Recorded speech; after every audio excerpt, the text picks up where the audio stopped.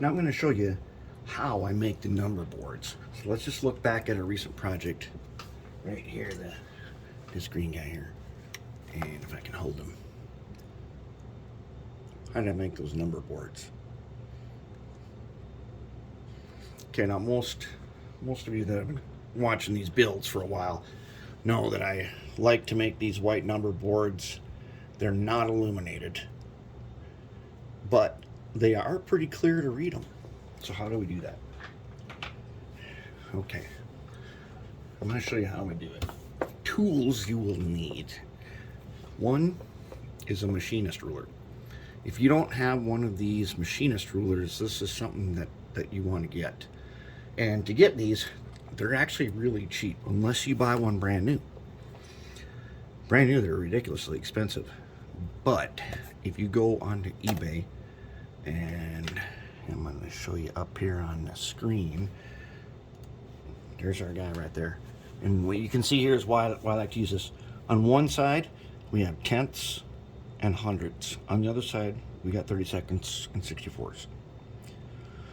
But this side here, the decimal inches, is what we use most often. That's what we need to have to make this work right. Because when we draw this out in our drawing program, most programs, you'll be using these boxes here. We'll be measuring them in hundredths of an inch. That's how we're going to do it. So let's take a look here. Now down here in the lab book, we already laid it out. What we need to do is get some measurements, front and rear, just in case, because sometimes they're not the same. Okay, I've already done C40s, the one we're doing. The old one that I showed you, I'm going to renumber it. Another one that is still on the shelf, all right, that's not the only one. So we'll get that number, so I'll make them now. And then there's our GP38. This is going to be our GP40. So what we're going to do is we're going to take this. Here's the cab. Let's see if we can make this focus on this while I do this. All right, so how long is this opening? Let me get it onto the 100 side here. Okay, how long is it? So,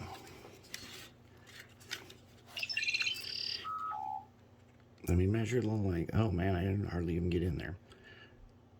I'll get close enough though. Okay, just to eyeball it. I want it to be a little over, so I'm going to eyeball it. And using my scientific methods, I have determined that it should be 0.33.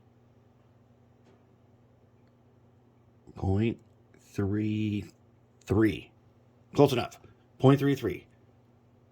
Okay, it's going to be 0.33, so I'm going to record that in the book here. That's the front. I want it to be a little over, and as long as there's room, I'm not going to really worry about if it's exact. Okay, now let's get a height. Okay, so let's go ahead and measure it. And I want it to be just a little over. We're going to be at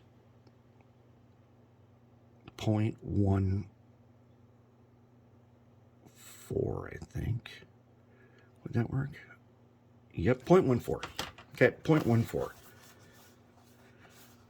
Okay, that'll be those are our two measurements for that one. And now let's check the rear on this one, because I don't know if he looks the same. He doesn't really look the same to me. I kind of feeling this one's going to be longer. And this one is going to be 0.39 by 0.15. On the rear, we're going to go 0.15 and 0.39. Okay, now we got our measurements. Now we're good to go. Now let's go back up here to drawing program. Now the drawing program that I'm using, it's called Freehand. Don't look for it. It's like 25 years old and it's a complete waste of your money. I've just been using it so long that I'm going to And I've been doing numbers boards that already have it set up for that. Inkscape is probably what you want to do. One of these days I'll have to make the switch over there. I use Inkscape for pretty much everything else. So what I'm going to do now is I'm going to draw a box. Okay. Now if you're going to write down the steps, draw a box, a rectangle. Now, also, let's back out just a little bit so you can see the toolbars. Sort of. Okay. I'm going to set the border color with this little border pencil to black. There. Now I've got a box and I can see it. If I didn't do that and I clicked away from it, it would have disappeared. And then I'd have to like do, whoop. Okay, come on. Oh, come on. Oh, all right, we're gonna lose that sample. There he is. I'd have to go looking for it. I don't want to do that. All right, so now I'm going to select the box again. And I'm going to change the outline of the box to a 0.5 point.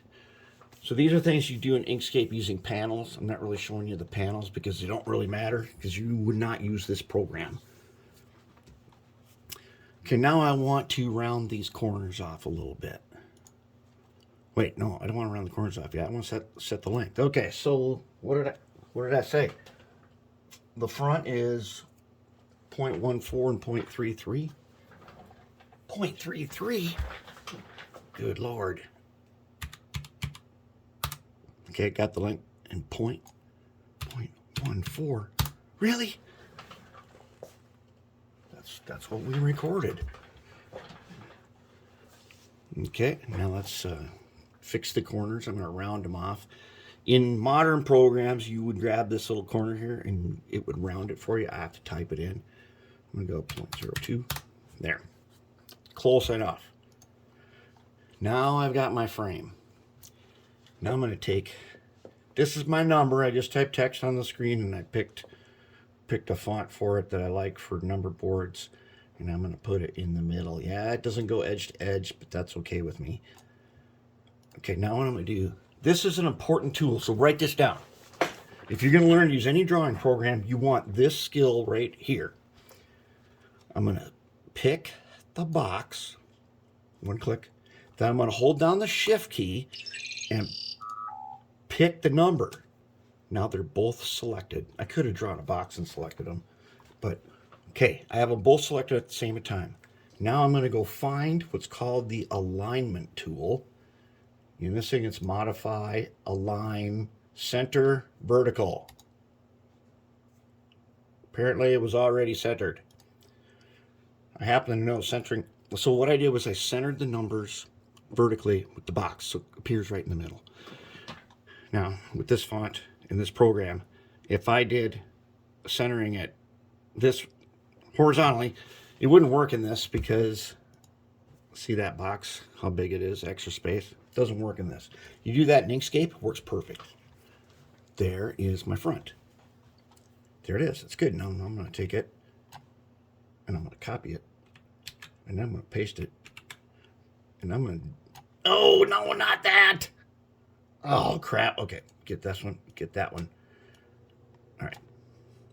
Now the measurements on the rear were 3.5 and 1.5, right?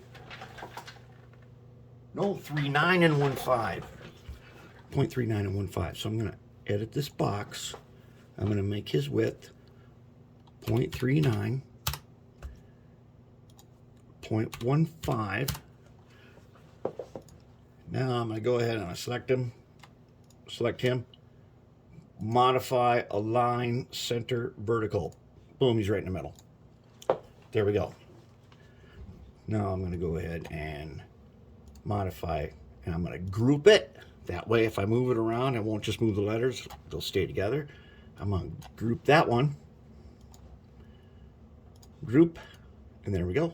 Okay, now all I got to do is copy them and make a row of them here, and then this is actually a 4x6 piece of photo paper, and I will load it into the printer and print out a print out a 4x6 piece of paper with all the number boards I need. Probably a few extras in case I make a mistake. That's all there is to it. And so the tools that you really need to learn is how to draw a box, a rectangle, and how to round the corners. In Inkscape, you get to just drag a little handle. The other reason not to use freehand is you cannot zoom using any mouse controls. That makes life really, really hard. Inkscape, you can zoom in and out easily. In this one, you can't.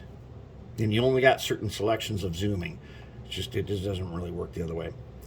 There it is, ready to go. So the tools you want: draw the rectangle, draw some text, and round the corners, and then figure out how to align the two objects vertically and horizontally, and then group them, and then copy them, and then print them. And that's it. There it is.